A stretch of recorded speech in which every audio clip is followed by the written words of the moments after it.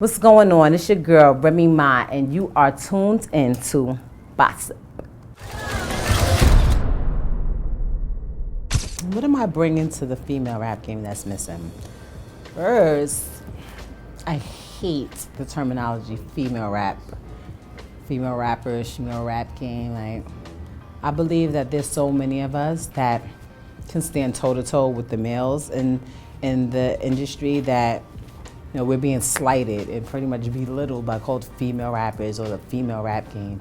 So I would change the question and say, I'm just bringing, what I've always done, my really raspy voice, and I'm not the typical thing that I think everyone is used to seeing in the female rapper or just a rapper in general. So when people think of it, they're thinking, very quiet and, can put their words together nice and cute or whatever. I don't do nice and cute. I do hard and to the point, and I actually have lyrical content, but not to the point where, people are, and this is no offense, but people should have on like, a backpack and a skateboard and some headphones that's this big. I just think that what I do is me. Like, I'm just bringing me to the game, and that's not as a female rapper, that's just as a MC, period. You don't believe me, get some of these guys in here and we're gonna see what's gonna happen.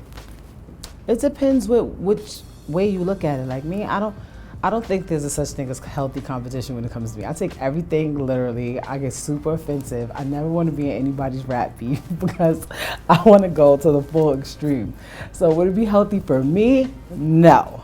But sometimes people, I feel people want to get their point across, and instead of me personally, instead of hearing, I don't want to hear interviews where people are trying to downgrade each other, degrade each other, and just bash each other with words. Like, put out music.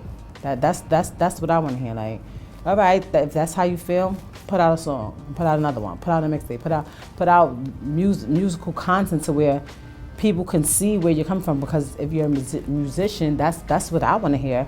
I don't want to hear the arguing and the fighting and the nasty words and interviews and stuff back and forth. I think that it's healthy when you're doing it with the records and with the songs, as opposed to with words and interviews and stuff like that, because that's when it gets really personal and that's when it gets taken to the next level. That's just my opinion, though.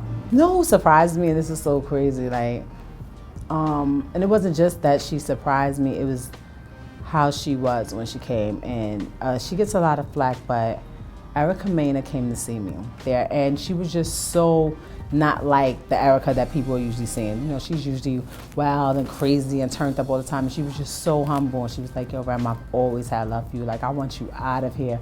How's your son doing? I left you money. I'm leaving here. I'm gonna send you money again. And it's just like, it was just a different vibe from where I know if people saw that side of her, that sat there with me for a couple of hours across the table on that first visit that we had, they would look at her a little bit differently. And I spoke to her about it. I was like, you should show people that side of you. Show people that you're a mom. Show people that you can actually be a caring friend. And it'll take you way much further than just being crazy and expecting you to do something that's not appropriate in society. I had an encounter with Nicki a few times. We were actually supposed to work together. This was back when she was with Fendi. He used to call like, yo, I got this dope chick, da-da-da. But I'm like one of those people, I watch everything. I'm watching all the DVDs. I was watching all the DVDs. Like, now I go online and I watch all the up and coming artists, because that's what I like to do. I like to see new people. I like to see new talent. I like to see the people that are not being force-fed to us all day, every day, and see like what actually is out there. And she was one of those that I was watching, and I saw her and I thought what she was doing was dope. And she had put out this record one time where she was rapping over my beat, and she was going crazy. But to me it sounded like she was talking about me on the record. But I liked her. I was like, why is she doing this? Oh my God. Wait a minute, I want to go meet her. So I actually went to her mixtape party, And she was so cool, and we took pictures and we kicked it or whatever. And it's unfortunately, like, you know, that I had went away and I got incarcerated, so we never got a chance to work together. But I always watched her when she was, you know, on the Come Up DVDs, and she was on her extra, you know, Nicki the Ninja, being like, I liked it. And it's a couple of people, you know what, before I even go there, I'm happy to see somebody who came from that make it to as far as she made it. Like, and most people probably won't remember her from that because a lot of people don't pay attention to you till you're here.